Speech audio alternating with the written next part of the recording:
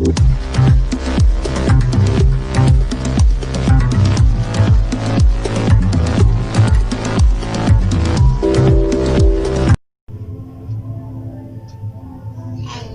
everyone, welcome to my YouTube channel.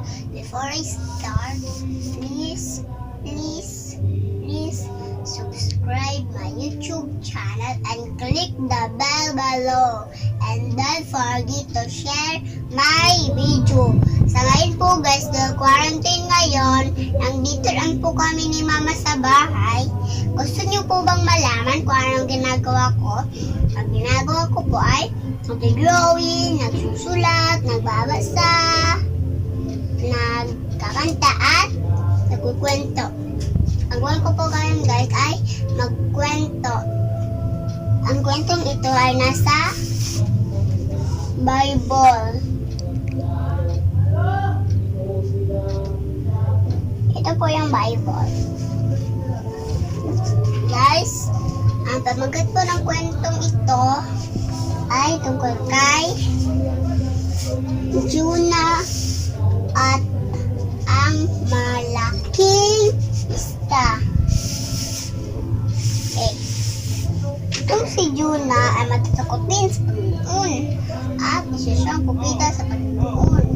Isang araw, sinabi ng Panginoon na, Jonah, pupunta ka sa Nineveh dahil ang mga tao doon ay napakasama.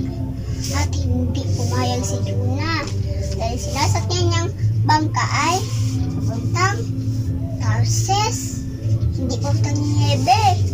At nagkalit ang Panginoon. Napadala siya ng malaking bagyo at malaking alon. Kaya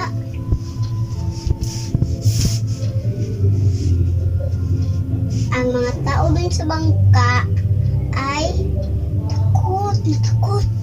Kaya itinapon nila ang ibang gamit nila. Pero hindi pa rin tumigil ang malakas na bagyo at malakas na alon. Kaya nagdasal sila sa kanilang mga Panginoon. Pero hindi pa rin tumigil ang malaking bagyo at malaking alon. Kaya nakita nila si Jonah na mahimbing ang pagkatulog. Kaya ginising nila si Jonah na, Jonah, gumising ka dahil mga tao. Dahil malakas na ang bagyo ngayon at alon. Kaya gumising naman si Jonah. Sinabi ni Jonah na, sa akong propeta sa Panginoon. Hindi ako sumunod sa kanyang utot at sumuway. Sinabi ng mga tao sa bangka, bakit? Ano ginawa mo? Sinabi Jonah, hindi kasi ako sumunod sa utos ng Panginoon. Sinabi naman ng mga tao, anong dapat namin gawin para tumigil itong bagyo? Kailangan itapon niyo ako sa dagat.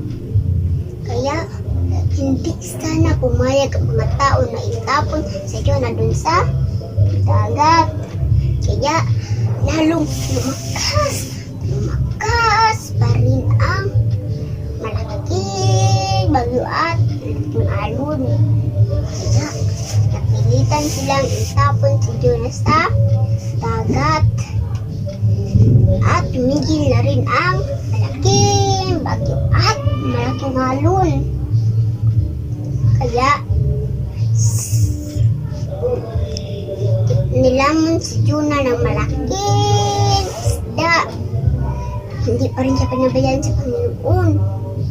At napadala pa siya ng malaking isda. At nilamon si Jonah. Kaya, may 30 at gabi si Jonah doon sa tiyan ng isda. At nagdasal siya sa Panginoon at binigyan pa siya ng pagkain at malaking pagsisisi niya sa ginawa niya sa Panginoon. At nagdasal siya sa Panginoon na, Lord, sorry sa ginawa ko dahil hindi ako sumunod sa iyong utos. Tsaka, iniluwa si Jonah dun sa